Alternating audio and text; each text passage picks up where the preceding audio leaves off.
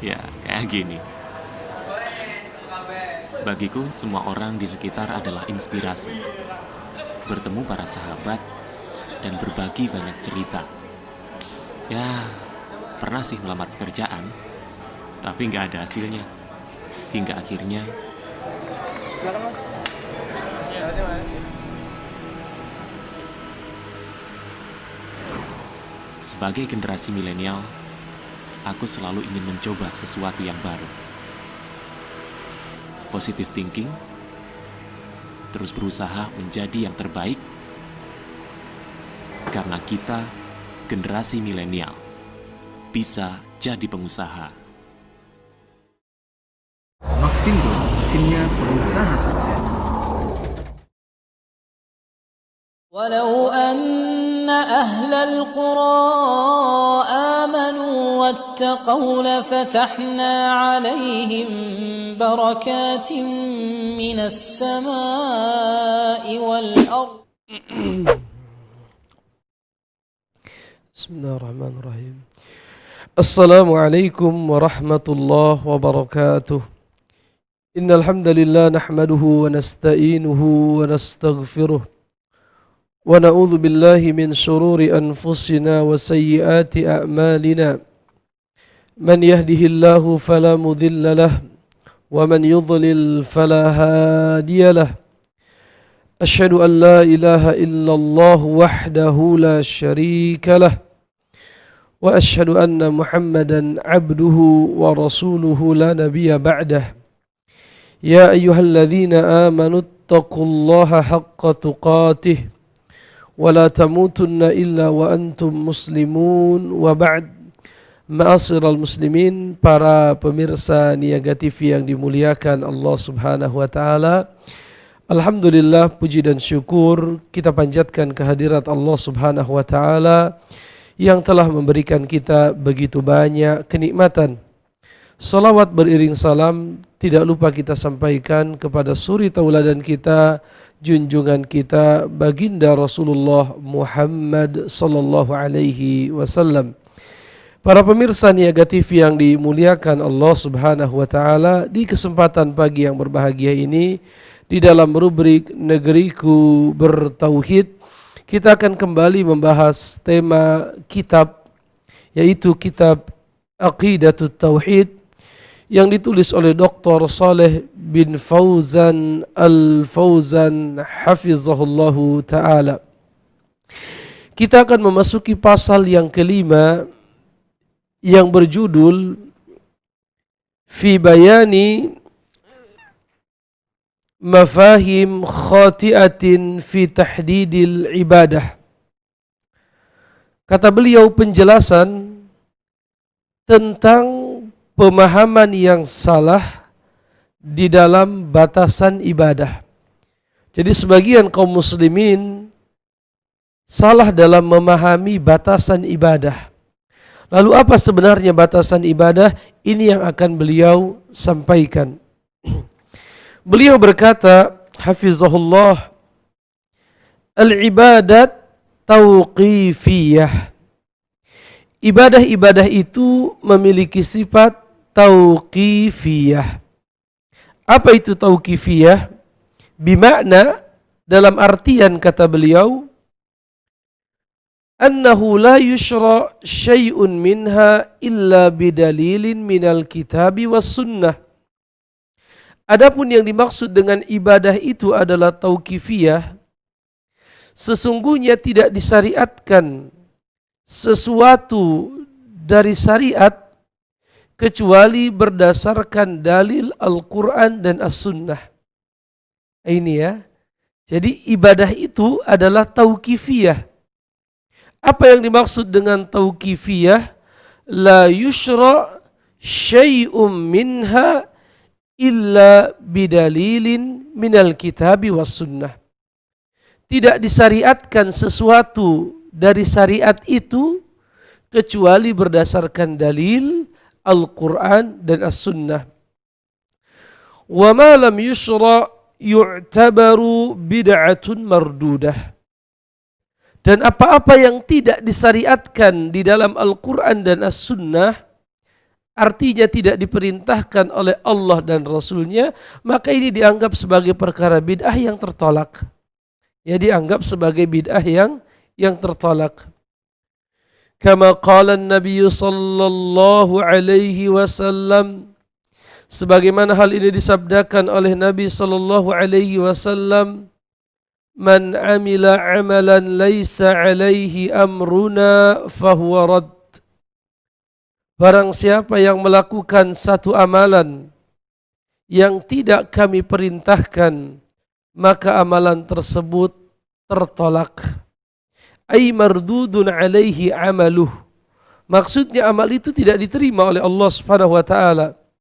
Bal yu'tham alaih. Bahkan pelakunya mendapatkan dosa. Li'annahu ma'siyatun wa laysa ta'ah. Karena itu adalah maksiat dan bukan ketaatan. Ya, perkara-perkara yang dianggap ibadah tetapi tidak ada perintah dari Allah Subhanahu wa taala dan tidak ada perintah dari Rasulullah sallallahu alaihi wasallam, maka perkara tersebut yu'tham alaih. Ya, disebabkan oleh perbuatan tersebut seseorang mendapatkan dosa. Karena perkara tersebut adalah maksiat la ta'ah dan tidak disebut sebagai ketaatan.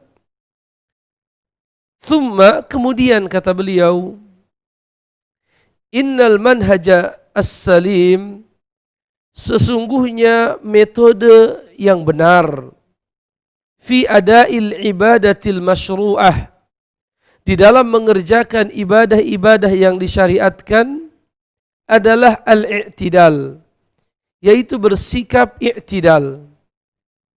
Kita melaksanakan perintah Allah Subhanahu wa taala ibadah, melaksanakan perintah-perintah Rasul ibadah, dan metode yang benar di dalam melaksanakan perintah Allah juga melaksanakan perintah Rasul adalah al-i'tidal, bersikap lurus, bersikap tegak. Maksudnya kata beliau, al-i'tidalu bainat tasahuli wat takasul wa bainat tashaddudi wal gulu. Adapun yang dimaksud dengan al-i'tidal kata beliau adalah tidak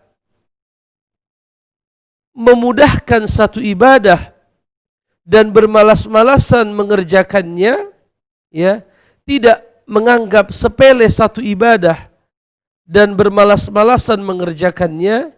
Ini sisi yang pertama, ya, tidak menganggap sepele satu ibadah dan tidak bermalas-malasan mengerjakannya, dan di waktu yang sama bainat tashaddudi wal gulu, kita menghindari sifat keras dan sifat ekstrim dalam beribadah.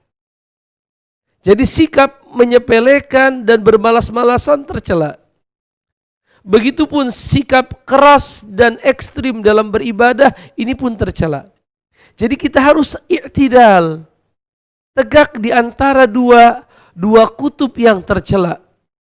Yang pertama adalah at-tasahul wat-takasul, yaitu sisi menyepelekan dan bermalas-malasan. Itu tidak benar dalam ibadah. Dan sisi yang kedua adalah at-tashaddud wal gulu, bersikap keras dan berlebih-lebihan dalam ibadah atau bersifat ekstrim dalam ibadah. Ini kedua sisi ini tidak dibenarkan dan ini bukan manhaj yang digariskan oleh Allah Subhanahu wa taala. Qala ta'ala li nabiyhi sallallahu alaihi wasallam, sebagaimana Allah berfirman kepada nabinya sallallahu alaihi wasallam. Allah katakan, fastaqim kama umirta wa man taba ma'ak wa la tatghaw. Ini ayat yang sangat luar biasa, ma'asyiral muslimin. Jadi Allah berwasiat kepada nabinya, fastaqim kama umirt. Fastaqim, tegak luruslah, istiqomahlah engkau. Di atas apa kita harus istiqomah? Kama umirt, sebagaimana engkau diperintahkan. Jadi istiqomah itu di atas perintah, ma'asyiral muslimin. Di atas apa-apa yang Allah perintahkan dan di atas apa-apa yang Rasul ajarkan.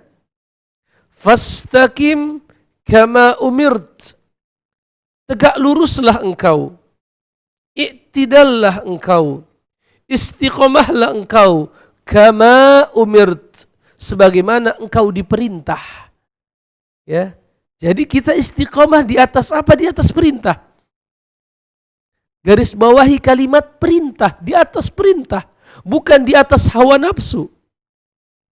Bukan di atas pendapat fulan wa fulan, tidak. Fastaqim kama umirt. Istiqomahlah kalian sebagaimana kalian diperintah. Ya, garis bawahi kalimat sebagaimana kalian diperintah.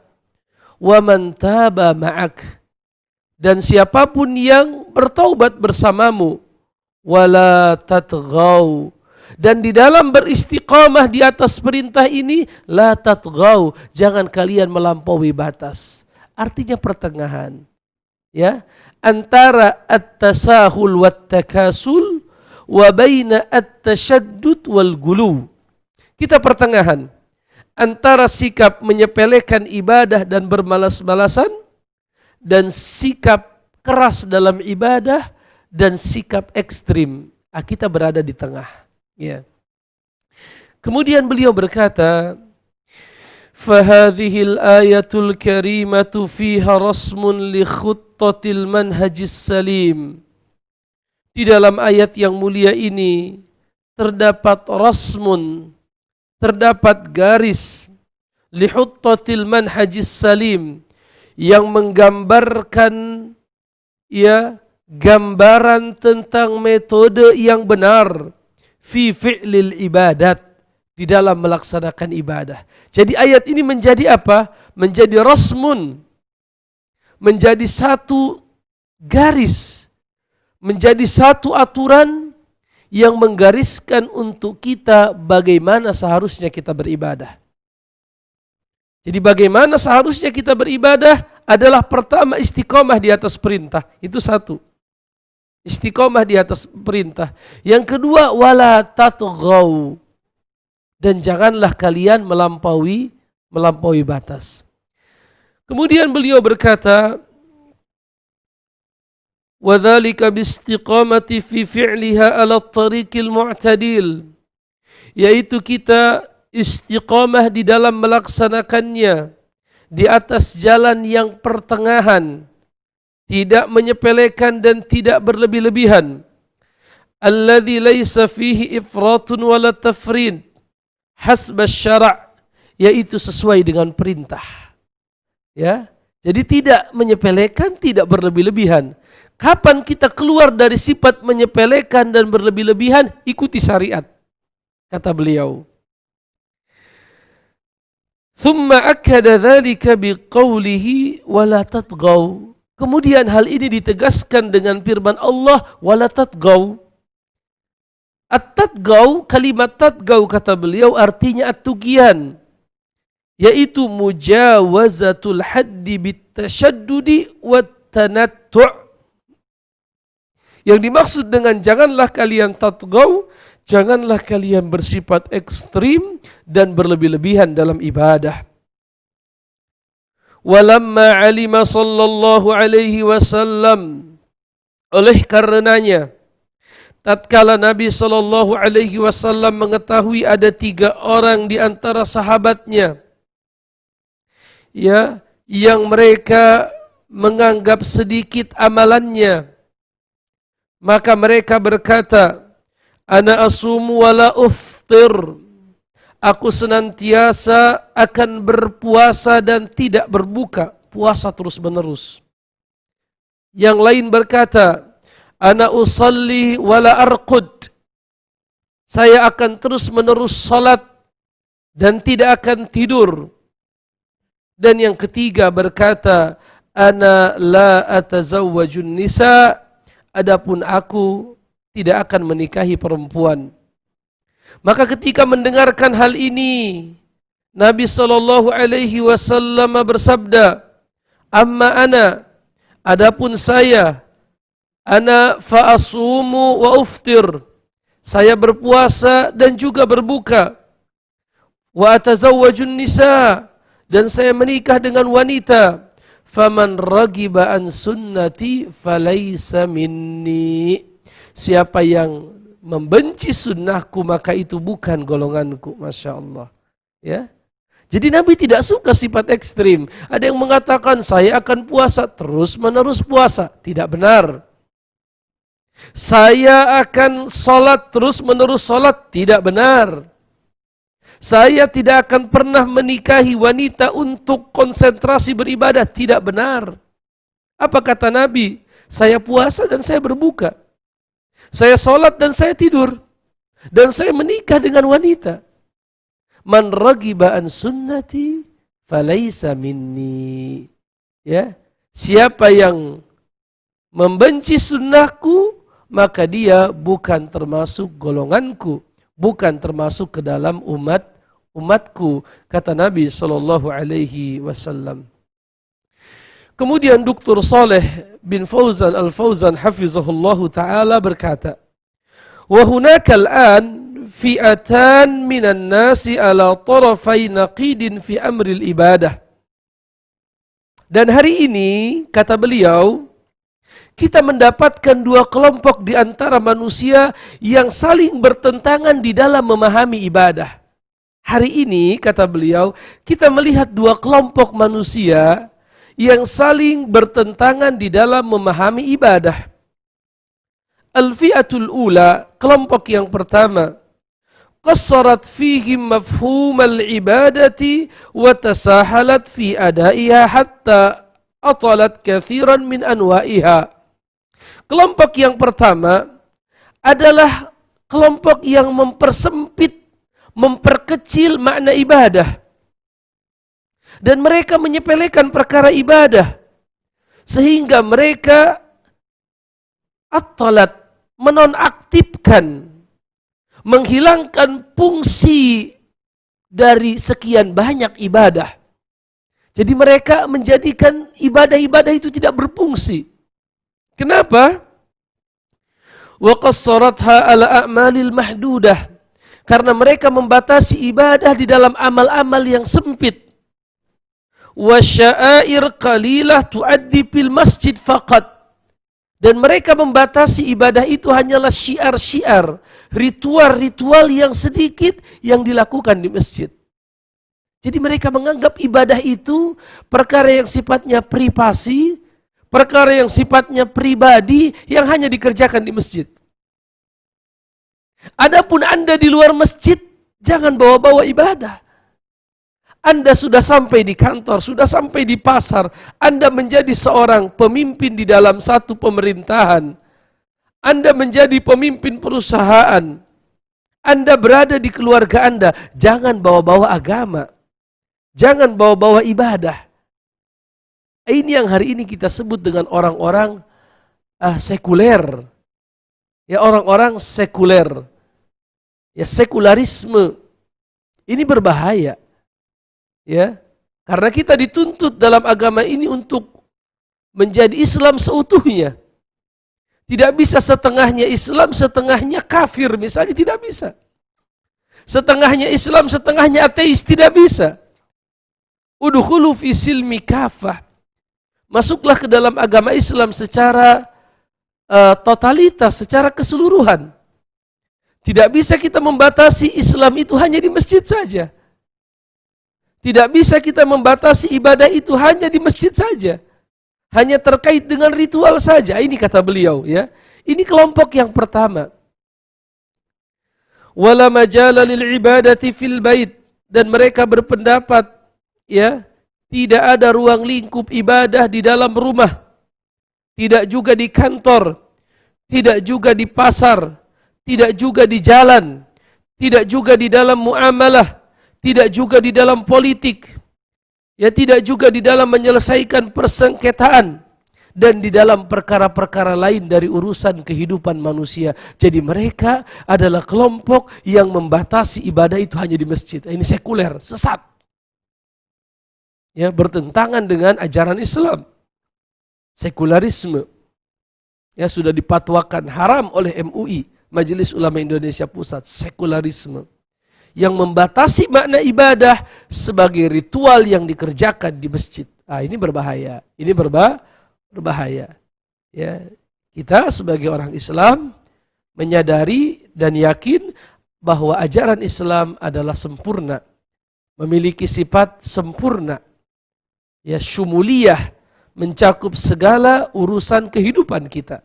Semuanya telah diatur dengan sempurna oleh agama Islam. Oleh karenanya kita tidak boleh membatasi ibadah dengan makna yang sempit hanya berupa ritual-ritual yang dilakukan di dalam tempat ibadah. Kemudian beliau berkata, "Na'am, lil masjidi fadlun." Betul, masjid itu memiliki keutamaan. Wa yajibu an tuadda fihi shalawat al-khams, dan kita wajib mengerjakan salat 5 waktu, betul. Walakinnal ibadata tashmal kulla hayatil muslim. Tetapi makna ibadah yang sebenarnya adalah mencakup seluruh sendi-sendi kehidupan seorang muslim. Dakhilal masjid wa kharijahu, baik di dalam masjid ataupun di luar masjid. Jelas, ma'asyiral muslimin? Jadi kita harus jadi sosok muslim yang kafah.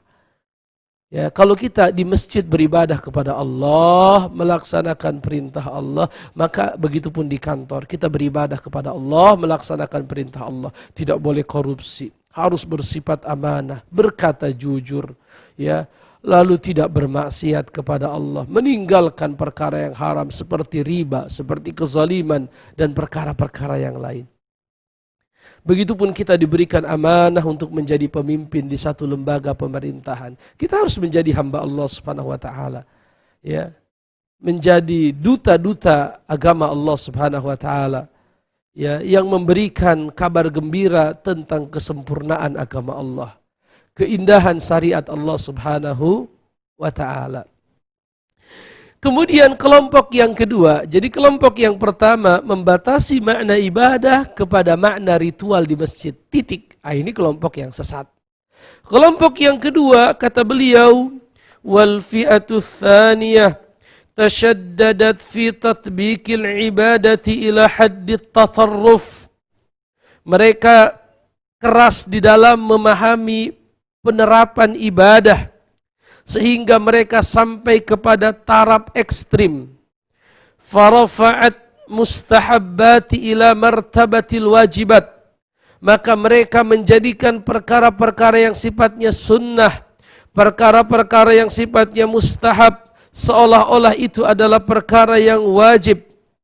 Wa harramat ba'dal mubahat, dan mereka mengharamkan perkara-perkara yang mubah, ya. Jadi yang sunnah mereka naikkan kepada martabat wajib. Dan yang mubah mereka ganti menjadi haram. Wa hakkamat bitadlili awit takhti'ah ala man khalafa manhajaha. Dan mereka menganggap sesat dan menganggap salah siapapun yang menyelisihi manhaj mereka. Jadi ada yang berlebih-lebihan, saya enggak mau dunia, beribadah, berzikir, tidak perlu bekerja. Ya, mereka pergi ke bukit-bukit, ke lembah-lembah, ke gunung-gunung hanya untuk beribadah. Ya, lalu pada akhirnya mereka meminta-minta kepada manusia. Na'udzubillahi min dzalik. Jadi tidak boleh. Ekstrim tidak boleh. Menyepelekan tidak boleh. Ya. Wa khairul huda huda Muhammadin sallallahu alaihi wasallam. Maka pantaslah kita katakan, kata beliau, sebaik-baik petunjuk adalah petunjuknya Nabi. Ya. Wa syarrul umuri muhdatsatuha. Dan pantaslah kita katakan, seburuk-buruk perkara adalah perkara yang diada-adakan, perkara yang dibuat-buat. Ya, sebaik-baik petunjuk adalah petunjuk Nabi. Dan seburuk-buruk perkara adalah perkara yang diada-adakan atau perkara yang dibuat-buat dalam agama. Dan alhamdulillah ma'asyiral muslimin, agama kita sudah sempurna. Ya. Jadi kita tidak butuh penambahan pengurangan. Karena kalau kita tambah sesuatu untuk agama ini, artinya belum sempurna. Begitupun kalau kita kurangi sesuatu dari agama ini, artinya belum sempurna. Kita tinggal menjalankan saja. Minallahir risalah. Risalah itu datangnya dari Allah. Syariat datang dari Allah. Wa 'alar rasulil balagh.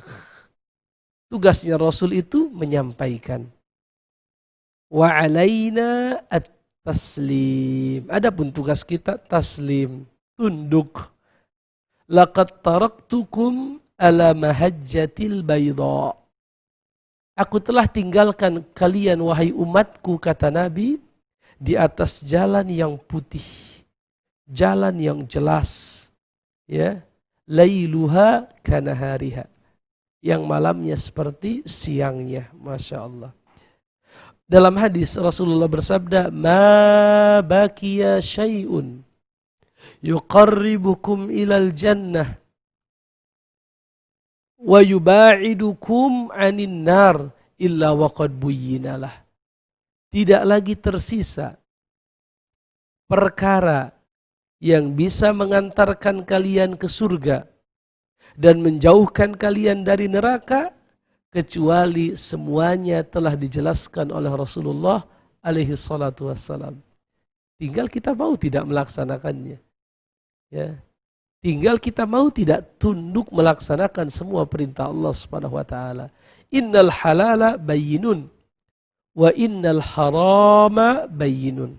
Yang halal sudah jelas, yang haram sudah jelas, ya. Faman syaa'a falyu'min wa man syaa'a falyakfur.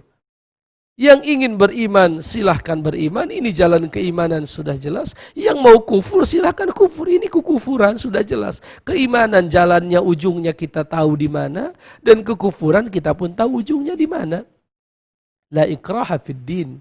Tidak ada paksaan dalam agama kita. Qad tabayyana ar-rusydu minal ghayy.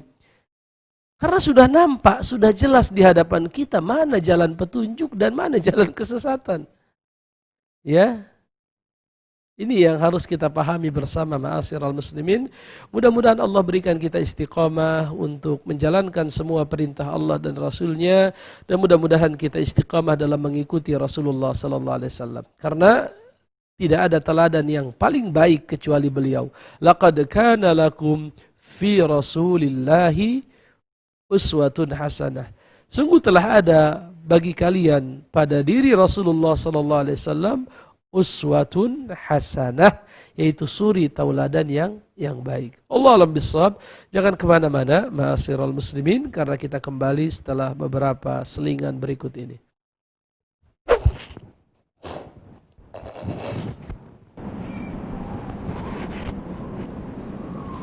Halo para ayah dan bunda, ayo buat sendiri panganan sehat untuk cemilan maupun bekal sekolah anak-anak Anda. Egg Roll Maker tipe ARD 303 dapat membuat jajanan egg roll dengan aneka macam isian telur, sosis, keju, sayur-sayuran, dan masih banyak lagi. Lebih mudah, lebih cepat, praktis, dan lezat. Dengan desain yang elegan dan ringkas, material berkualitas, konsumsi listrik lebih hemat, full safety. Egg roll yang telah matang akan naik secara otomatis ke permukaan tabung. Sangat aman digunakan bersama anak-anak Anda. Dapatkan produk ini di toko mesin Maxindo terdekat di kota-kota Anda. Kunjungi situs kami di www.maxindo.com. Maxindo, mesinnya pengusaha sukses. Menyajikan aneka minuman hangat dan berkelas secara praktis dan elegan.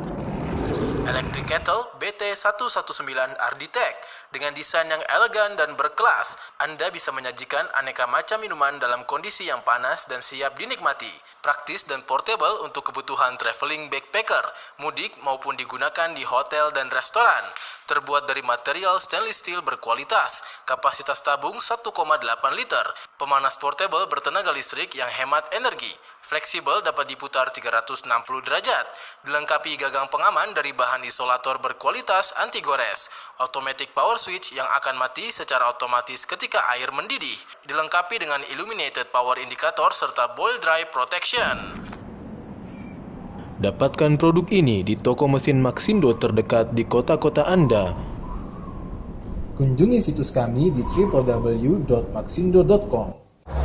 Maxindo, mesinnya pengusaha sukses.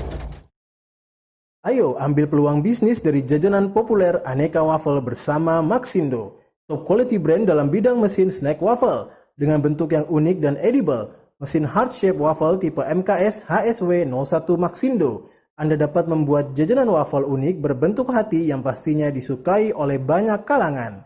Dengan aneka fitur dan keunggulan, mesin dilengkapi dengan termostat pengatur suhu dan fitur timer. Bodi mesin dari bahan stainless steel berkualitas yang tentunya sangat awet dan higienis, sesuai standar food safety internasional. Pen pemanggang di bagian atas dan bawah dari bahan teflon anti lengket, membuat waffle yang matang dengan bentuk sempurna dan pastinya memiliki tekstur yang crunchy. Model yang ringkas, mudah untuk dipindahkan, serta ideal untuk semua konsep usaha. Dapatkan produk ini di toko mesin Maxindo terdekat di kota-kota Anda. Kunjungi situs kami di www.maxindo.com. Maxindo, mesinnya pengusaha sukses. Mesin serutan es salju ala Taiwan. Mesin serutan es salju tipe MKS Ice 28. Mesin berkualitas tinggi dengan desain trendy yang unik dan menarik. Mudah untuk dioperasikan oleh semua kalangan. Dengan fitur kinerja mesin yang ditawarkan, mesin dilengkapi dengan tuas pengunci serta case penutup. Membuat mesin lebih aman dan lebih rapi saat dioperasikan. Dengan pisau serutan dari bahan stainless steel yang berkualitas, membuat hasil serutan es salju lebih optimal dan efisien. Ketebalan serutan dapat diatur sesuai dengan kebutuhan. Hasil es serut dapat langsung ditampung pada bagian bawah dan langsung ditambahkan aneka macam topping atau bahan tambahan lainnya sesuai dengan selera konsumen. Konsumsi listrik lebih hemat, mudah untuk dibersihkan tanpa menghabiskan banyak waktu, sangat praktis dan menguntungkan. Dapatkan produk ini di toko mesin Maxindo terdekat di kota-kota Anda. Kunjungi situs kami di www.maxindo.com. Maxindo, mesinnya pengusaha sukses. Mesin Magbred tipe ARD BM55X bersama Ardin, spesialis peralatan dan mesin-mesin kebutuhan dapur keluarga. Mesin Magbred tipe ARD BM55X. Sekarang Anda bisa membuat aneka macam olahan kuliner berbahan dasar tepung-tepungan dari awal hingga jadi. Sangat mudah dioperasikan, cukup menekan satu tombol untuk memproses hingga 25 olahan menu yang berbeda. Desain mesin elegan dan minimalis, sangat eye-catching untuk penempatan dan kebutuhan di dapur. Bodi mesin dari material full stainless steel, awet dan higienis. Anda juga akan mendapatkan bonus tambahan berupa satu buah ice cream barrel cantik dan berkualitas. Konsumsi listrik hanya 550 watt, sangat hemat untuk pemakaian di rumah tangga. Buruan dapatkan segera. Dapatkan produk ini di toko mesin Maxindo terdekat di kota-kota Anda. Kunjungi situs kami di www.maxindo.com. Maxindo, mesinnya pengusaha sukses.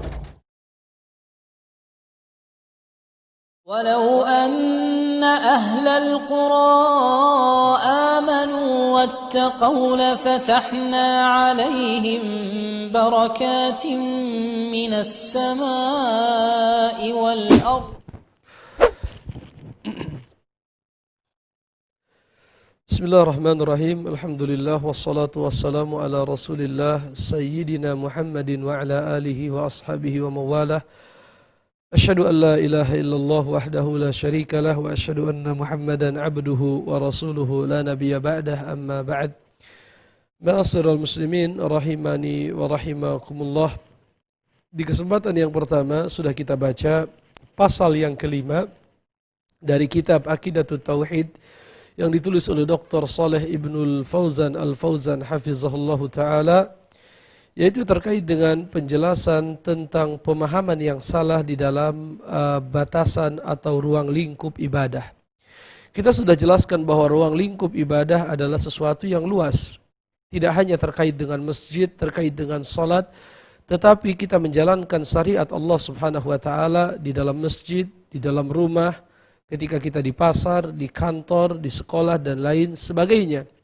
Karena pada hakikatnya kita semua adalah hamba Allah Subhanahu wa taala yang dimuliakan oleh Allah Subhanahu wa taala dengan aturan yang sempurna, yaitu syariat Allah Subhanahu wa taala, syariat Islam yang mulia, yang sempurna, berasal dari kesempurnaan Allah Subhanahu wa taala. Di dalam melaksanakan ibadah ma'asyiral muslimin, kita tidak boleh berada di antara salah satu dari dua sisi yang salah.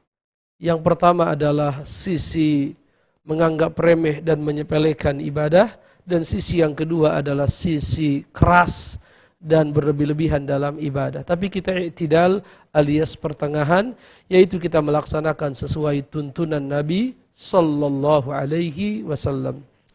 Ada penelpon dari Medan, Ibu Ita, coba kita angkat. Assalamualaikum. Waalaikumsalam. Silakan Ibu. Begini Ustaz. Suaranya tidak terdengar. Tidak terdengar. Ini Ustaz. Assalamualaikum Ustaz. Waalaikumsalam warahmatullah. Silakan Ibu. Ya, begini Ustaz. Berapa menitkah kira-kira jaraknya? Berapa menitkah kira-kira jaraknya dari azan subuh ke sholat subuh Ustaz? Azan subuh dari azan subuh ke sholat subuh. Ke sholat subuh, iya Ustaz. Itu saja Ibu. Iya, udah Ustaz ya. Assalamualaikum warahmatullahi wabarakatuh. Waalaikumsalam warahmatullahi wabarakatuh. Allah alam bisawab. Ma'asyiral muslimin, azan subuh adalah alamat masuknya waktu salat subuh. Artinya seorang muslim, dia diperbolehkan melaksanakan salat subuh ketika dia mendengarkan azan subuh. Karena azan subuh itu adalah alamat masuknya waktu salat subuh. Hanya saja ya, sebelum salat subuh ini ada salat yang memiliki keutamaan yang besar, yaitu 2 rakaat sebelum subuh. Berdasarkan sabda Nabi SAW, rakaatul fajri khairun minad dunya wa ma fiha. 2 rakaat yang kita lakukan sebelum kita salat fajar, salat subuh, itu lebih baik daripada dunia dan seisinya. Oleh karenanya Nabi Muhammad SAW tidak pernah meninggalkannya, sawaun kana muqiman au musafiran. Baik ketika beliau mukim atau musafir. Oleh karenanya dalam hadis, ibunda kita Aisyah radhiyallahu taala anha berkata, "Maka Nabi sallallahu alaihi wasallam ashaddu ta'ahhudan min rak'atayil fajr." Aku tidak pernah melihat Nabi sallallahu alaihi wasallam sangat menjaga salat sunnah melebihi 2 rakaat di waktu fajar. Oleh karenanya, kalau kita diberikan amanah sebagai pengurus dari Dewan Kemakmuran Masjid, ya dianjurkan atau hendaknya kita membuat aturan di mana kita memberikan kesempatan bagi jamaah masjid untuk bisa memanfaatkan antara azan dan iqamah, khususnya di waktu subuh. Oleh karenanya saya berpendapat paling minimal kita kasih waktu antara 10 sampai 15 menit setelah dikumandangkannya azan subuh, barulah dikumandangkan iqamah. Apa tujuannya ma'asyiral muslimin? Agar kita bisa menggunakan waktu yang mulia tersebut untuk beribadah kepada Allah, yaitu salat 2 rakaat, untuk berdoa, membaca Al-Quran dan lain sebagainya. Yang kedua, dalam rangka memberikan kesempatan bagi kaum muslimin, ya, karena kondisi bangun tidur itu berbeda dengan sholat zuhur, asar dan lain sebagainya. Kebanyakan kaum muslimin terkadang bangun dari tidurnya, dia hendak pergi ke kamar kecil, buang hajat dan lain sebagainya. Maka kita kasih waktu 10 sampai 15 menit agar kaum muslimin bisa mendapatkan keutamaan 2 rakaat sebelum melaksanakan sholat subuh yang memiliki keutamaan lebih baik dari dunia dan seisinya. Jadi antara kurang lebih 10 sampai 15 menit ya. Allah alam bisawab. Walaupun tidak ada ketentuan khusus, ini dalam rangka dalam rangka kemaslahatan, memberikan kemaslahatan kepada kaum muslimin agar mereka bisa memaksimalkan waktu di antara azan dan iqamah di waktu subuh. Allah alam bisawab. Pertanyaan dari pesan singkat. Assalamualaikum waalaikumsalam warahmatullahi wabarakatuh. Bagaimanakah hukumnya jika kita menyumbang uang untuk masjid yang sering melakukan kebid'ahan? Wallahu a'lam bishawab ya. Kita menyumbang untuk masjid bukan untuk acara kebid'ahan. Itu harus dibedakan ya. Kita menyumbang untuk masjid. Innamal a'malu binniyat. Kalau menyumbang untuk masjid berarti untuk fasilitas seperti pembangunan, pengembangan masjid, pembelian kelengkapan masjid seperti karpet, seperti sabun untuk membersihkan lantai masjid dan lain sebagainya tidak masalah. Ya tidak masalah. Artinya ketika ada masjid yang merupakan rumah Allah dijadikan sebagai tempat melakukan kebid'ahan, itu bukan alasan kita untuk tidak membantu masjid tersebut. Karena masjid tetaplah masjid. Terlepas kemungkaran yang terjadi di dalamnya, itu adalah perkara lain di mana kita punya kewajiban memberikan nasihat dengan cara yang baik. Ya, memberikan nasihat dengan cara yang baik. Tapi masjid tetaplah masjid yang harus kita muliakan sebagai tempat di mana kaum muslimin melaksanakan ibadah mereka kepada Allah Subhanahu wa taala. Allah a'lam bishawab. Ada penelpon Bapak Komarudin, coba kita angkat dari Kalimantan Selatan. Assalamualaikum. Terputus, Masya Allah. Bisa dicoba lagi Bapak Komarudin di Kalimantan Selatan. Kita memasuki pertanyaan yang kedua dari pesan singkat. Di desa saya tiap malam Jumat 1 pekan sekali diadakan pengajian yang isinya membaca Al-Fatihah berulang-ulang. Dikirim ke leluhur anggota pengajian, terus tahlil istighosah, manakib, itu bagaimana? Allah a'lam bishawab. Ya, ini perkara yang baru dalam agama. Ini perkara yang baru dalam agama. Lau kana dzalika khairan, lau kana dzalika khairun la sabaquna ilaihi. Seandainya perkara itu bagus, tentunya Nabi sudah melaksanakannya. Man amila amalan laisa alaihi amruna fahuwa raddun. Siapa yang melaksanakan satu amalan yang tidak kami perintahkan, maka amalan tersebut tertolak. Man ahdatsa fi amrina ma laisa minhu fahuwa raddun. Siapa yang membuat perkara-perkara yang baru dalam ibadah, maka dia tertolak. Wallahu a'lam bishawab. Ada penelpon Bapak Mulyadi di Riau, coba kita angkat. Assalamualaikum. Ya. Assalamualaikum. Assalamualaikum Ustaz. Suara Bapak sangat kecil sekali.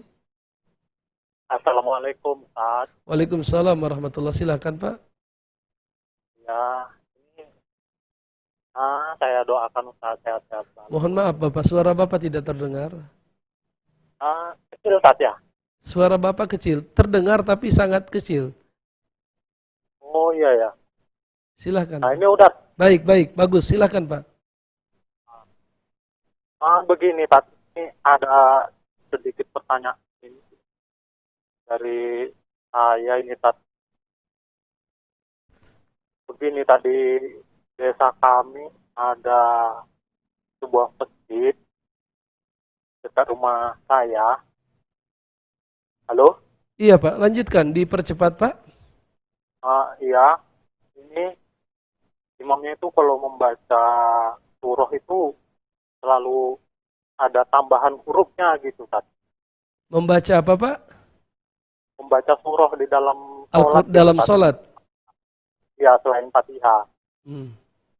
Itu ada tambah hurufnya. Misalnya membaca surah Asam itu kan, nanti wasamsi waduha haha gitu.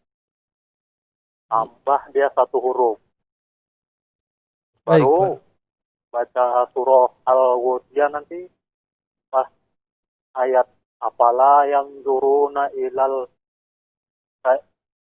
ibili kaifa itu tambah 2 dia. Kaifa?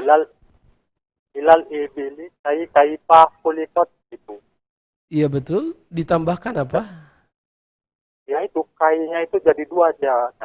Kaifafa. Kaifa gitu. Iya, kaifanya jadi 2 kali, jadi fa-nya jadi 2 kali. Kainya jadi 2. Kaifa. Iya. La haula wala quwata illa billah. Itu jadi begini Tad. Udah pernah ditalkin dari belakang gitu kan waktu sholat. Tapi tidak pernah berusaha untuk membenahi imam ini gitu. Apakah tidak Jadi bisa dilarang untuk jadi imam? bisa, Tat. Soalnya di sini yang mayoritas itu menginginkan dia imam gitu. La haula wala quwata illa billah. Selain orang yang sudah belajar lah gitu, yang tahu dia kalau bacaan salah. Jadi Allah alam bisawab, Pak. Ya, yang saya pahami yang seperti itu Bapak tidak sholat di belakang orang yang seperti itu. tapi ini masjid ini dekat sekali dengan rumah kami, Pak. Gimana, Pak? Masjid ini dekat sekali dengan rumah kami. Oh iya, tidak masalah masjidnya rumah dekat dengan rumah Bapak. Untuk kalau memang Bapak tidak bisa mengubah kemungkaran tersebut, ya, Bapak tidak bisa mengubah kemungkarannya, paling minimal Bapak tidak hadir di kemungkaran tersebut. Bapak cari tempat yang lain yang dengannya Bapak bisa melaksanakan sholat.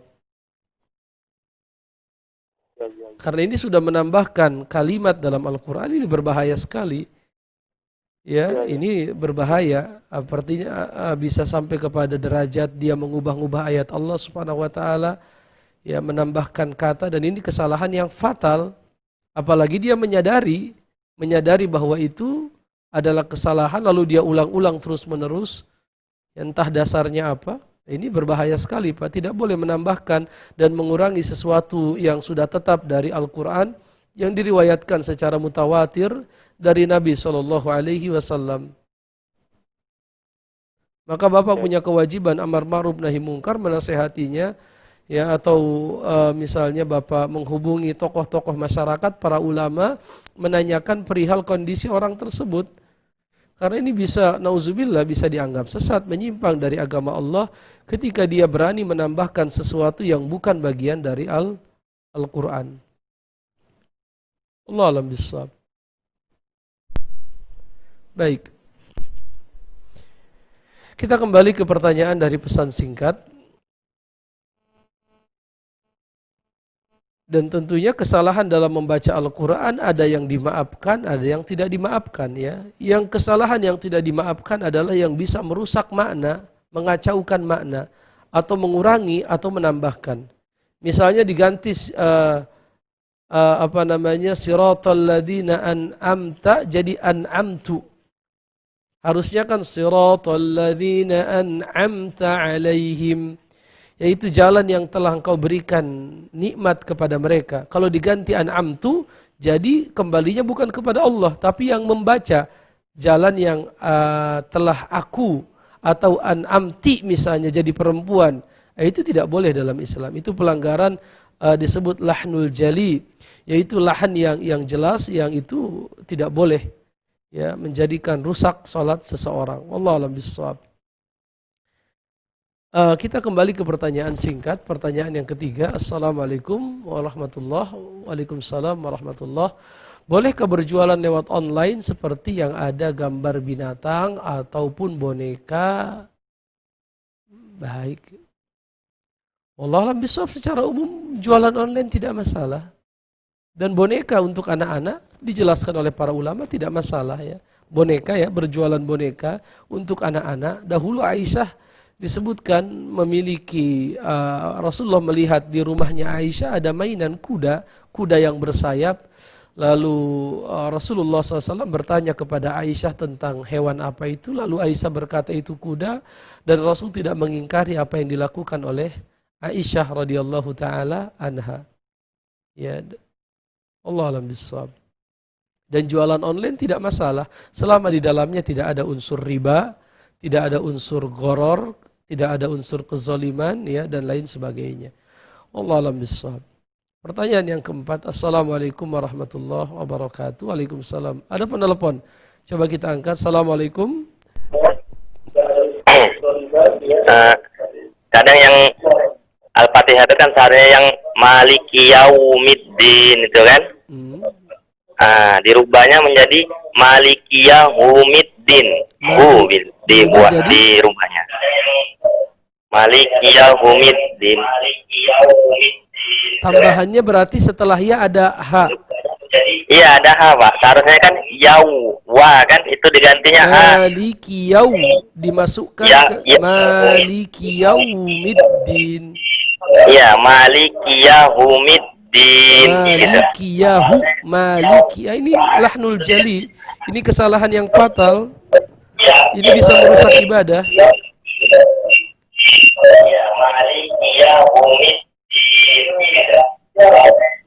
Iya Pak, itu termasuk lahnul jali, wallahu alam bissawab. Itu termasuk kesalahan yang fatal dalam membaca Al-Quran yang tidak bisa ditolerir. Menambahkan huruf hu. Allah alam bissawab. Dan kita tidak sholat di belakang orang-orang yang seperti itu. Baik. Pertanyaan yang keempat. Assalamualaikum warahmatullahi wabarakatuh. Waalaikumsalam warahmatullahi wabarakatuh. Saya pernah menyimak ceramah seorang ustadz di YouTube yang mana beliau mengatakan bahwa saat sakaratul maut kita akan diganggu, didatangi jin. Yang mana jin itu akan berwujud sebagai ayah ibu kita atau kakek nenek kita yang sudah meninggal yang akan mengajak kita untuk meyakini bahwa agama lain, maaf, harus saya sebutkan Nasrani adalah yang benar sehingga kita akan dihasut untuk mengikuti agama tersebut karena yang menyatakan itu adalah orang tua kita yang sudah meninggal. Apakah hal tersebut ada dasar dalilnya? Allah alam bisawab, saya pernah mendengar ya bahwa syaitan tidak akan pernah berhenti menggoda kita, memalingkan kita dari Allah Subhanahu wa taala sampai ketika nyawa kita akan keluar ya.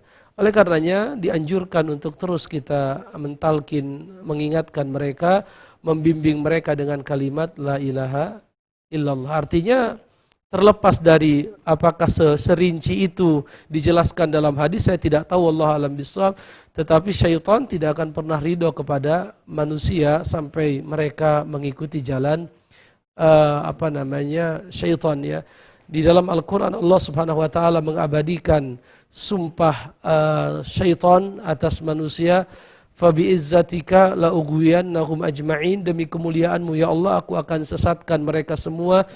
Thumma la'atiyannahum min baini aydihim wa min khalfihim wa an aymanihim wa an syama'ilihim.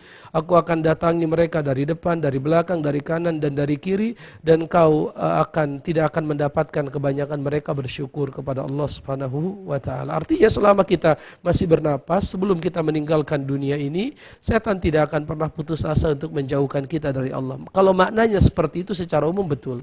Tapi apakah secara khusus dia akan menggoda ayo masuk agama ini, saya tidak tahu. Allah a'lam bishawab.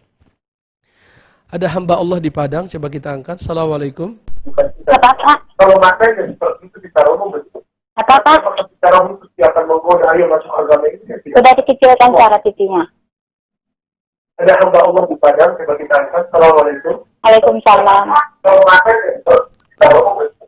Apakah secara khusus dia akan menggoda ayo masuk agama ini? Sudah dikecilkan cara tipinya.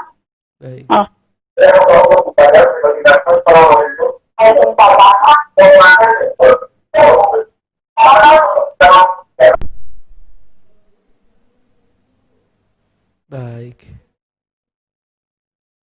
Baik ya, sepertinya ada sedikit kendala teknis, kita masih menunggu sambungan dari penelepon kita.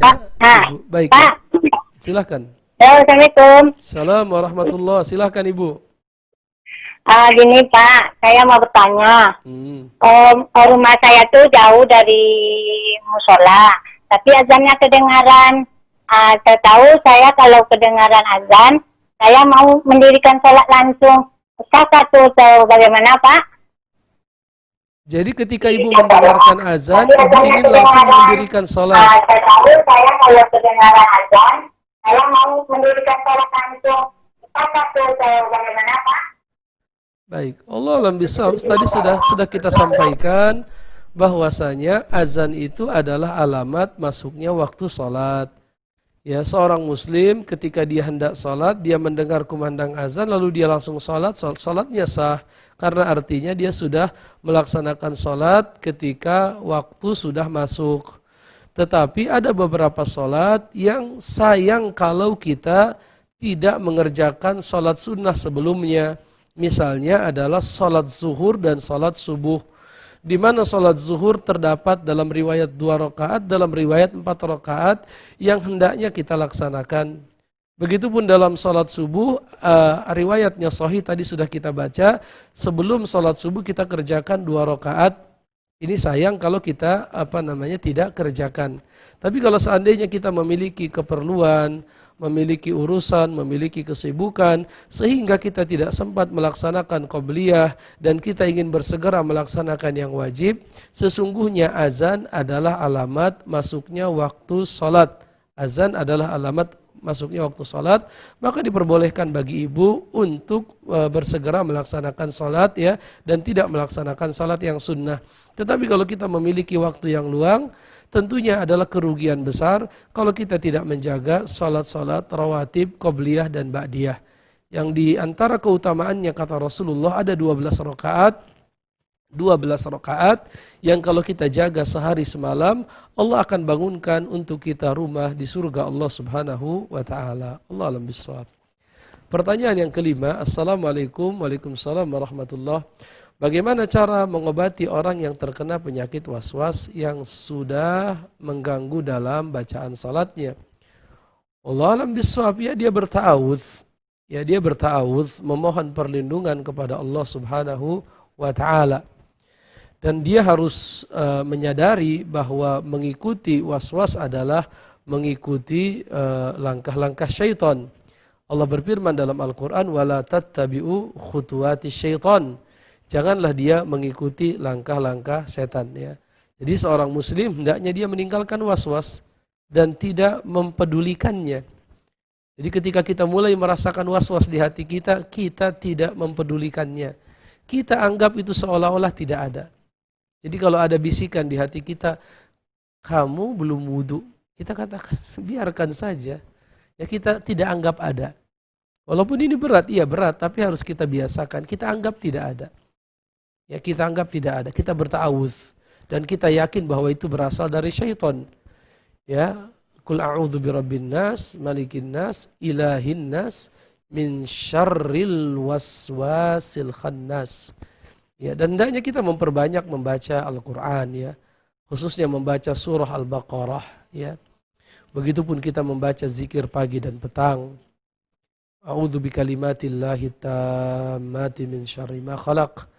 Bismillahilladzi la yadurru ma'asmihi syai'un fil ardi wala fis sama'. Begitupun kita hendaknya mempelajari tata cara salat yang sesuai dengan tuntunan Nabi. Begitupun kita menyempurnakan wudu kita. Salat di awal waktu dengan berjamaah. Berusaha mentadabburi ayat-ayat dan bacaan-bacaan yang kita baca. Dan kita anggap seolah-olah tidak ada was-was itu. Artinya kita tidak menganggap itu ada. Kita membiarkannya saja. Ya, cara melawan waswasnya begitu, kita anggap itu tidak ada. Ya artinya kita jangan ikuti waswas tersebut. Kita anggap itu tidak ada sambil kita berta'awudz. A'udzubillahi minasyaitonir rajim. Karena waswas itu adalah minasyaiton. Ya Allah alam bissawab. Pertanyaan yang keenam, Assalamualaikum. Waalaikumsalam. Jika salat qabliyah kita laksanakan sebelum azan di rumah karena takut tidak sempat dikerjakan karena jarak azan iqamah sangat pendek, Allah alam bissawab. Kalau dikerjakan sebelum azan artinya belum masuk waktu, maka itu tidak boleh. Ya tidak boleh. Tidak boleh mengerjakan qabliyah salat wajib sebelum masuk waktu.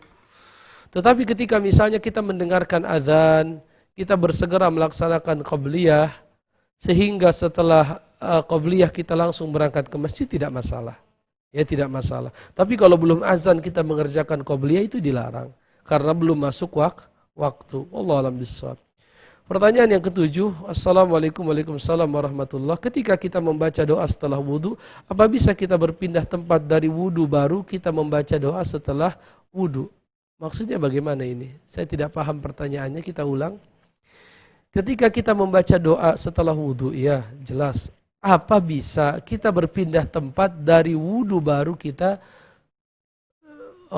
berpindah tempat dulu baru kita baca, enggak ada masalah. Ya, misalnya kita berwudu di dalam kamar mandi, tentunya di situ ada WC tempat buang air. Kita keluar dulu, berjalan keluar baru kita berdoa, tidak masalah. Allah alam bissawab. Pertanyaan yang ke-8, Assalamualaikum. Waalaikumsalam warahmatullah. Bolehkah menjaharkan bacaan Al-Fatihah dan ayat dalam salat sendirian? Tergantung ya. Kalau salatnya adalah salat jahar, ya kita jaharkan sebatas terdengar oleh telinga kita. Misalnya maghrib, isya, subuh, walaupun kita salat sendiri tetap kita menjaharkannya sebatas terdengar oleh telinga kita. Adapun salat zuhur dan asar itu adalah dengan sir. Sir itu tetap membaca dengan lisan, ya terdengar samar-samar saja, terdengar oleh telinga kita saja. Allahu a'lam bishawab. Bolehkah kita memejamkan mata ketika sholat? Makruh menurut mayoritas para ulama. Memejamkan mata saat sholat adalah makruh, perkara yang makruh. Pertanyaan yang ke-9. Assalamualaikum waalaikumsalam warahmatullah. Apakah sholat sunnah fajar itu disunahkan di masjid? Semua sholat sunnah itu disunahkan di rumah. Sholat yang paling baik itu dikerjakan di rumah kecuali al-maktubah, sholat-sholat yang wajib, maka utamanya adalah dikerjakan di masjid. Ya, sholat wajib di masjid, sholat sunnah di rumah. Ya, Rasulullah berkata, la taj'alu buyutakum kubura. Janganlah kalian jadikan rumah kalian seperti kuburan. Artinya jadikanlah sebagian dari salat kita, kata Rasul, di rumah maksud saya. Dan dalam riwayat salat di rumah itu lebih baik daripada salat di masjid kecuali salat-salat yang wajib. Au kama qala Rasulullah sallallahu alaihi wasallam. Ini yang bisa kita bahas ma'asyiral muslimin. Subhanakallahumma bihamdika asyhadu an la ilaha illa anta astaghfiruka wa atubu ilaik. Assalamualaikum warahmatullahi wabarakatuh.